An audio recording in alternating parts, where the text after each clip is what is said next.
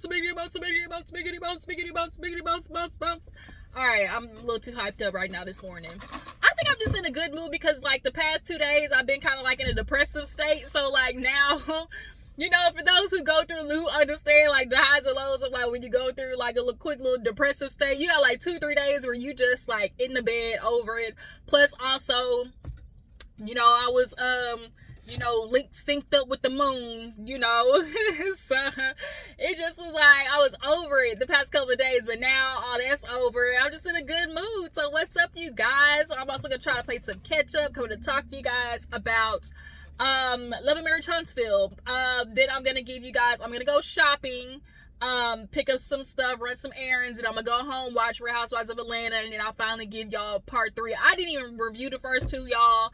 1, I didn't have it in me, and 2, when I finally watched the stuff and was like, okay, I'll review, like when I got back from vacation in New York, I realized like it wasn't really shit to talk about. Like it just really wasn't. And by that time I'd already been, you know, some days past, so I was just like, man, F it. I'm just gonna, you know, do a roundabout with all 3 at the end because they are literally talking about the same shit over and over. But yeah, Love and Marriage Huntsville gave us another pretty interesting episode. So let's go ahead and get into it. If you're new to your girl's channel, hey, how you doing? Make sure to hit that like button. Make sure to hit that subscribe button, okay? Hit that like button because you know why? It's free 99. You ain't got to worry about Cashapp hitting you up. You ain't got to worry about your Apple Pay. You ain't got to worry about your Zelle, god dang it. You ain't never finna hear no mysterious doo-doo-doo and realize $7.99, $14.99, $9.99 was taken out of your okay? Like that ain't, it is free. So hit that like button, please. It does your girls wonders for your for my channel. And yeah, everybody who's already part of the Juice Box crew, I appreciate the support, and just make sure to share your girls' videos, okay? But Love and Marriage Huntsville. So, where did we pick up in this episode? Shit, I'm trying to remember. Did Marques go and talk to Maurice first? We'll just start with that because Marques? I think it's Marques. Yeah, Marques.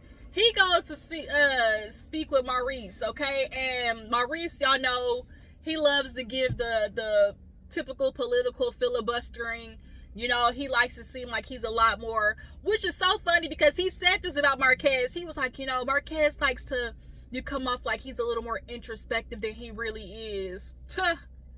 Projecting much is like, it takes one to know one because let me tell you, Maurice, you're constantly giving off like you know what you're talking about and we know you don't. Or you're constantly giving off like you have the answers and we know you don't. You and your brother are literally 2 sides of the same damn coin. But nonetheless, you know, Marques comes over and it was at this moment I finally looked at Marques and realized that he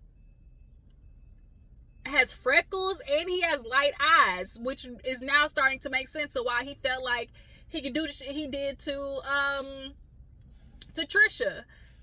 A little bald-headed, bearded, you know, light skin, light eyes, and freckles. Like, you could really see the freckles in the scene. And I actually looked at Marques and was like, oh, for a split second, for like when I tell you a millimeter of a second, I saw what it was. Although he's not my type, or I don't find him necessarily attractive, but I can see how other women find him attractive, you know?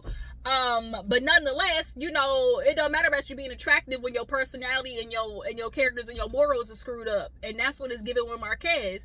He's talking with Maurice about, you know, the divorce and, you know, trying to move forward with Tricia.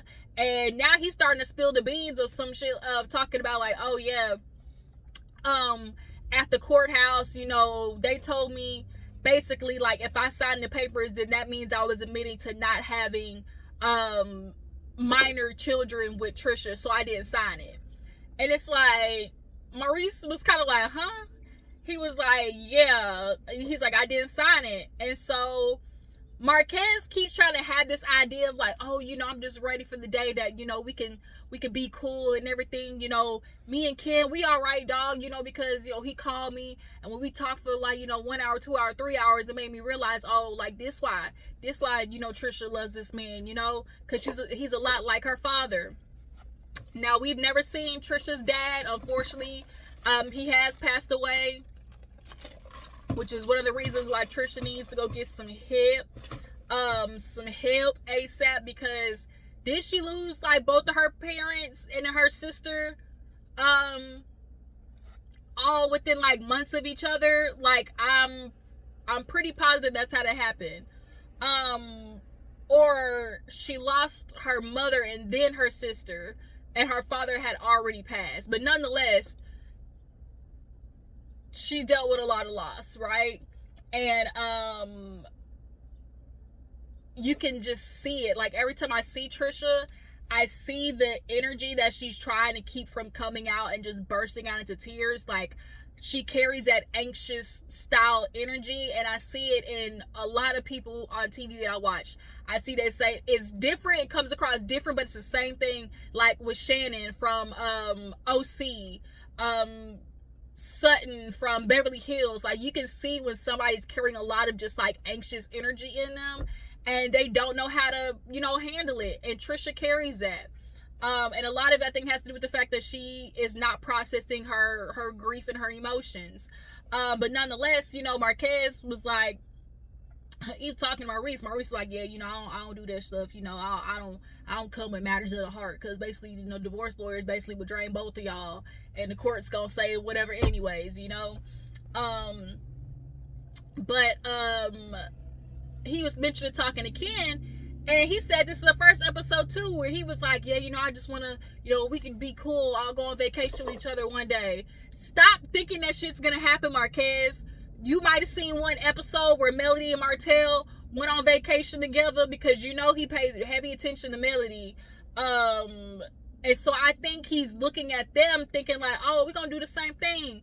And it's like, no, first of all, your kids are damn near grown. Your son is literally 19. So you don't need to vacation with all of them. You literally could just vacation with your kids. And so another thing is too, like, you're not in a good space with Tricia. Like, you keep trying to infringe upon this thing of like her being disconnected with you, but I think he is doing whatever he can to maintain keeping a point of view, or like a bird's view of their relationship. And it's like he wants torture, but also he's like torturing himself, but also on the other end feels like he's bigging himself up on the inside, because now he's sitting there talking about, Tricia, I could have her if I wanted to. Like, if I really press the issue, like, I could have her back. Like, I gave her to Ken. Did you give her to Ken, or did Tricia choose to be with Ken? Because, man, I swear they talk about women as if women, like, had no choice in the matter. You gave her to Ken?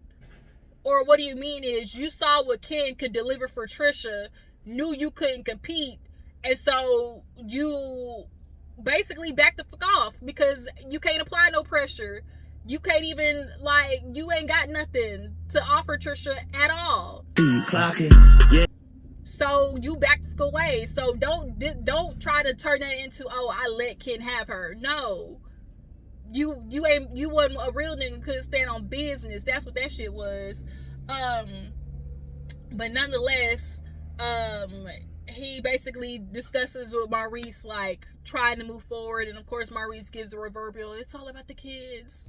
It's all about the kids. And we see this season that Jalen and Monster, definitely are voicing a lot more when it comes to Marceau and Maurice as, their kids. But moving on, Martell and Destiny, a lot of Martell scenes is going to be with Destiny, because everybody else ain't good with Martell, especially after last season. And obviously with the stuff that happened with him going online, doing interview with the other girl that's allegedly the side chick, or the girl that they was all smashing. So he's really only gonna be able to film with Destiny. So they go furniture shopping. It was the most eclectic ass shop, because all of the wood furniture literally looked like oak wood. But Destiny comes in and he's like, I'm out here furniture shopping because, I got my investment property. And so, I want to put some furniture in there so I can show Ariane, that I'm serious. Like, the fact that Ariane's name is not being bleeped out anymore is just so funny to me. But I really like if like it's like if we gonna go there, let's go all the way. Like at this point, we're using Arian's name. Melody's not there. Like, but I get it though, because Melody's like, I might not let this bitch on my show, but I mean, like, she ain't finna get on the show. No, like, no, I get it though. Like, if I was Melody, like, I wouldn't get that bitch nothing. But like, it's like she not there no more. But I get it. So yeah, Destiny comes in and she's checking on Martell. He's like, yeah, Ariel, her daughter, her son, they finna move in. And she's like, move in to your spot? And he was like, nah. She gonna move into the investment property. And it's like, okay. And it's like, every time Martell gets like a location, he move into it. Like, he has a house, I guess, that he's working on, and then he move into it. Because that's what happened with the Chris situation. Like, we really forget about the fact that Martell's ass was literally bumming it up, okay? He was literally trying to live off of squatters' rights. Like, are we forgetting that? Like, but nonetheless, he's talking about Ariane, as if, oh, there's really a future with her. So Destiny makes me laugh, because she definitely know what she doing when she be talking to Martell, like, oh, so, it's serious. And he be like, yeah, he's like, so, and then she was like, so,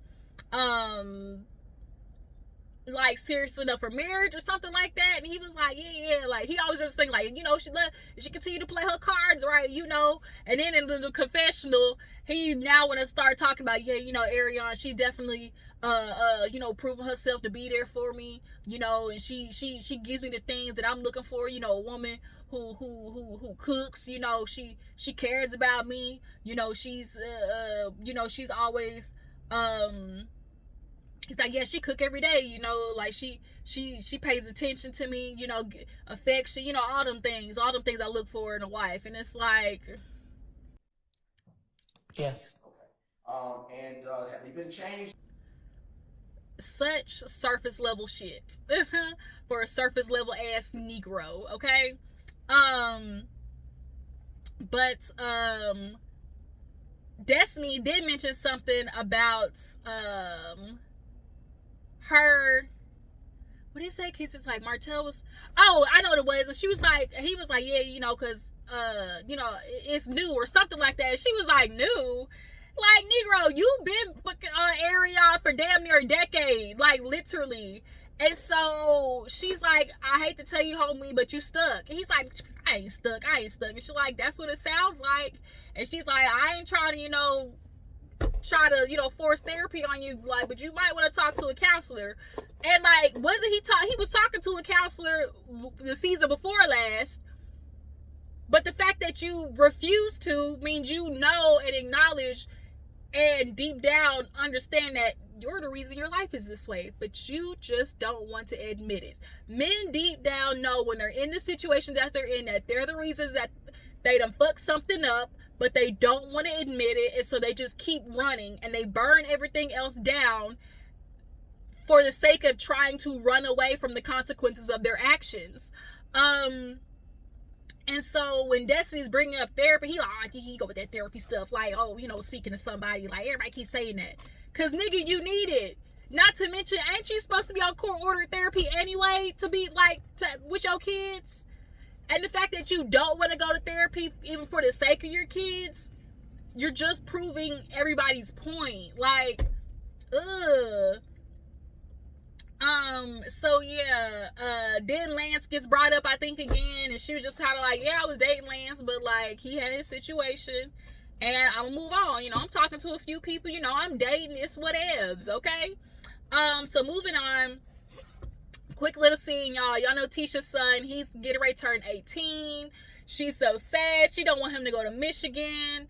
He talking about, like, he's like, it's okay, Marl, like, I'm gonna have to fly the coop, and so he's like, I'll definitely, he said, like, oh, I'll miss Dad, because, like, he's a pillar for me. And so Tisha was kind of like, well, what am I then? Like, chopped liver. And to watch the son say that, and you could tell, like, he was just pausing, and he was like, you helped me walk a straight line, basically.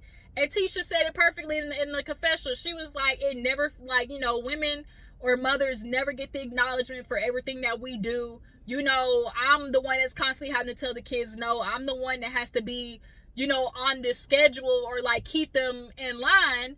And then the dads get to come in and be the, you know, the fun dad. Let's go play. You can bounce the child on your knee, play with them for a little bit, and then, you know, put him in bed, and then he goes to his den with his beers and sits the fuck down. He don't do nothing else for the rest of the night. Like, it is, like, I'm wondering the aspect of Marcel's son still seeing him in that light. Like, how much of it at home, like, Tisha is really hiding a lot from her kids. A lot from her kids. But at least her daughters, you know, they're still home. So you got your other kids, Tisha, you know, but the fact that he was like, yeah, you know, dad's kind of like a pillar for me. So she's like, what am I? And it was like the longest silence. And silence speaks the loudest, okay? Wise words, listen to me. Silence speaks the loudest. And so, I really felt for Tisha kind of looking at that moment. I kind of was like, ugh. And it's like, kids in their mind, especially that young, like, they can continue to think that way of like, oh, my dad is, you know, the superhero, because it's always like on the woman's or the wife's or the girlfriend's mind to make sure that the kids always see the father in a certain light. And it isn't until these kids grow up and realize, yo, daddy ain't shit. Okay. So speaking of Marcel, y'all know him and Tisha, they working on Scott Manor. Now they got, you know, at least the foundation up somewhat. And so he's like, you know, Scott Manor, it's not just a house, you know, it's a mansion. And they over there checking on everything or whatever. And so she brings up like the brokerage. And she's like, yeah, you know, I'm glad to see everything is up like that. But like, you're working on Kimmy's restaurant. And Marceau, he's sitting there like, shit, you know, I'm working on it. But like, Kimmy tells me one thing, then Maurice tells me another thing. Like, they need to agree on what's going on. And Tisha's like, I would go with what Kimmy said, like, more than likely. And he was like, yeah, you know, it's just so hard. And it's like, Marceau, if this is Kimmy's, you know, passion project, this is her thing, why the fuck are you listening to your brother? And you know deep down how the fuck your brother is. Like, I'm wondering what conversations are being had where Maurice is feeling like, or Marceau is feeling like, damn, Kimmy tell me one thing, and then Maurice tell me another. Like, is this probably falling in the same situation where Kimmy always says like, oh, you know, you'll make some plans and then tell me about them after, or like you'll make decisions and then tell me about it after. So that's what it's giving. It's giving Maurice is making decisions on this location, and then Marceau is maybe talking to Kimmy, and Kimmy's being like, what are you talking about, you know? They were joking about Wanda staying at the house, of course, and then Tisha was kind of like, so, but my brokerage though, which is real funny because did Marceau take over that shit? And then he said he took over the location. I guess now because he's working on all these different things, like he don't need it as much. But like, once again, Tisha is now having to catch the short end of the stick of something that you've been promised her.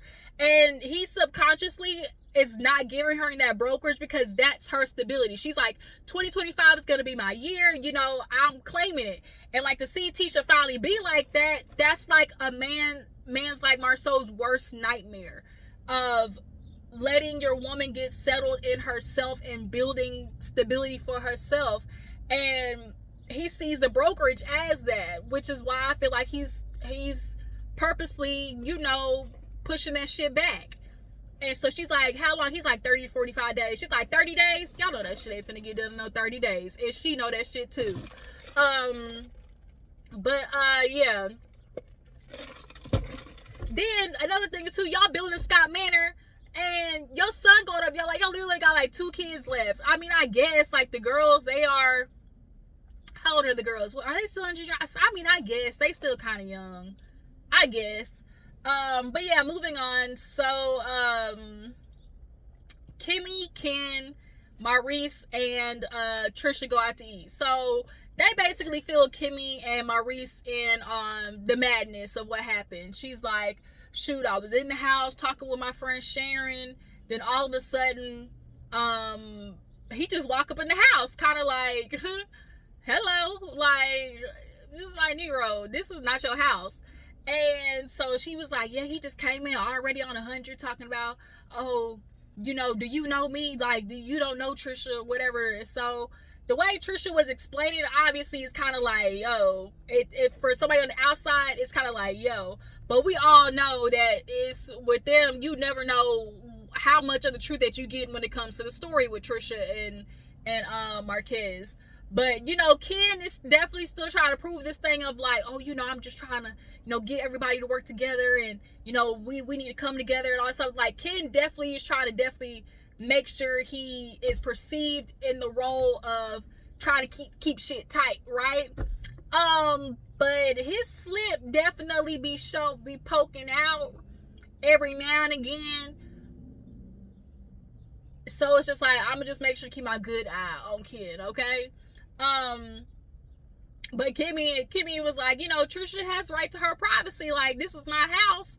And then he explained it later on the episode, like, what was I supposed to do? Just let my daughter come in? She got 2 bags and 2 drinks. Just let her walk in like that? Okay.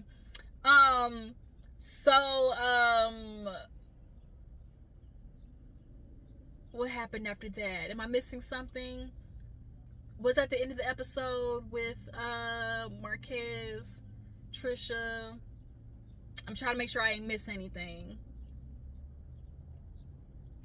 Marques and Maurice talk. Kimmy, Ken, and Tricia talk. And Maurice. Tisha, Marcel in the house. Tisha and her son. Destiny, Martell. Yeah, I guess that's it. And so I guess we get to the end of the episode.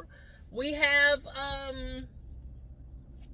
you know, Ken, Tricia, and Marques come in.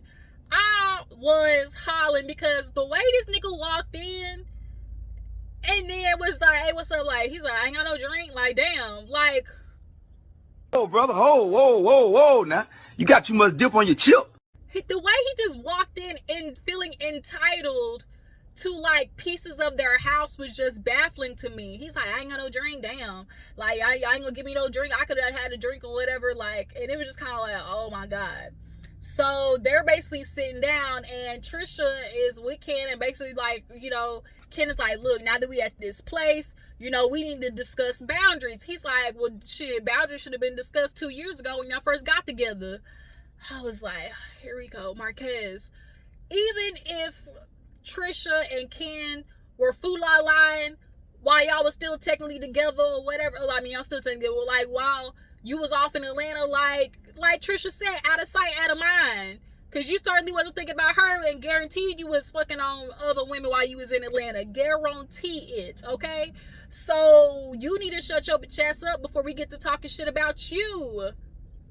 Because we know this is one of those situations of like men feeling like I can do it, but don't want their woman to do it, you know? So Tricia hit him like out of sight, out of mind. The fuck? And so he's constantly wanting to bring that up. He's pulling like a Martell situation where it's like, if I bring up the shit that she did, you know, it's gonna make what I'm not gonna be the only one that fall here. Like, it's gonna make what I did less worse. And it's like, it's not. Like, it's not. Like, her accountability has absolutely nothing to do with your accountability. And so, as they're talking, things obviously start elevating, because when he said that shit, Tricia is now ready to go. Sharon was her name. She knocked on the door, and when Tricia gets up to go get the door for her, he's sitting there talking with Ken about like, okay, you know, like, oh no, before Sharon came in, they started discussing. She was like, yeah, boundaries, like, you can't just be walking up in my house. And he was like, what do you mean? Like, my daughter, she had 2 cups and 2 bags. What was I gonna do, just let her walk in like that? I feel like he used that as his excuse to walk in the house. Like, oh hell, y'all, my device is overheating, so let me save this. I'll come back at the end. Hopefully it don't shut off on this video. Alright, ski, your girl G is back. Ski, I had to go by Wingstop, y'all. Today is free wings. You get 5 free wings at Wingstop. Okay, just to let you know. So, and today's the last day, so you better hurry up and get there before you lose out on 5 free wings. Okay. But picking up where we left off, I was talking about Marques and Tricia and Ken. So basically, they were discussing the fact about how he just basically walked up in the house. And she was like, bro, you can't do that. So then Marques, with his sarcastic, smart-ass mouth, okay, so, all right, so I don't walk in no more. I'll call it ass. So now what? And I'm like, so if you're saying, like, so now what? Like, what now, Ken? Like, he was just, like, doing that in a way to, like, almost like, so what's the plan then, big man? Like, that's how he was coming across. And it's like, okay, once that solution or once that agreement has been made, you don't even need to be having no strife up on your chest, because you the one who walked in sideways. Now, I do agree that the girl Sharon, when you came in, had a little energy about her. But I know the energy in regards, I bounced off Tricia because, Negro, you just walked up inside my house and I don't like you. What do you mean? I don't even know why he was still pissed off. Like, all right, so I'll call next time. So what now? So that means we go on and move on like a happy family. Ain't that what you said you wanted? Like, he was just so redundant with that shit. So then Sharon comes in. He's like, hi, Sharon. I want to apologize for the other day. I just came in clearly on the part of the conversation. If you ever want to sit down and actually get to know me for me, we can plan that one day. He's like, you thirsty? You want something to drink? I ain't getting nothing to drink. You want something to drink? Y'all get us something to drink. And it was like, now you offering up drinks to other people. Like, sir, this is not your comfort zone. Like, you're trying to get too comfortable, okay? So now he's sitting down and they start getting into, I guess, the divorce papers and whatnot. And so he's like, well, we need to talk about it because it wasn't like they were signed anyways, because they talking about, like, we don't have no minors together. And she's like, that is some bull. Okay, I know. She's like, I see the name. I got the names on the paper. She run, go get the paper. And she's like, look. And she like pointing at him. She's like, look right here. She giving to Sharon. She reading them.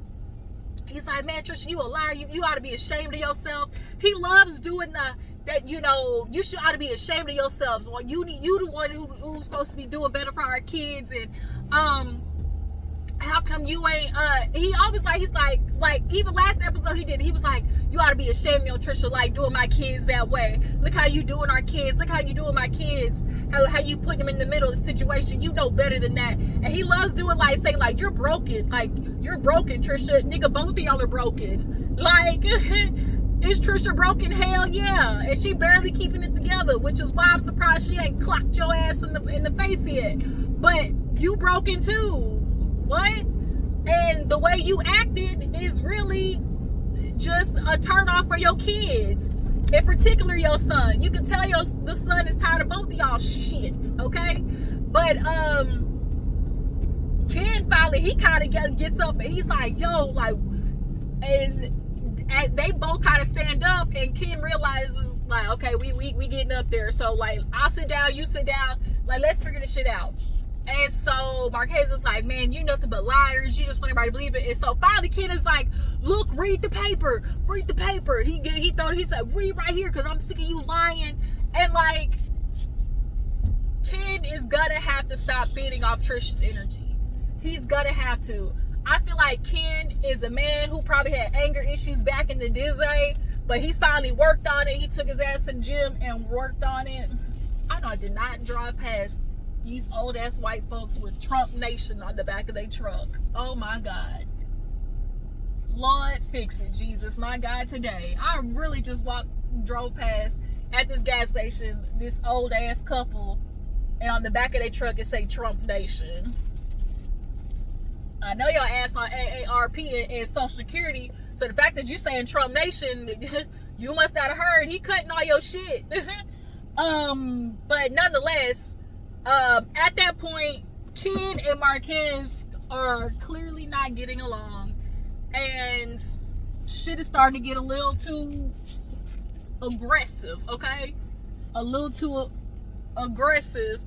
And next thing you know, we see the cameras cut out, screen go black, and it's like, oh my God, you know what that means? Because we heard allegedly that, Ken put a little bit of whoop ass on Marques. So we'll see, I guess, next episode.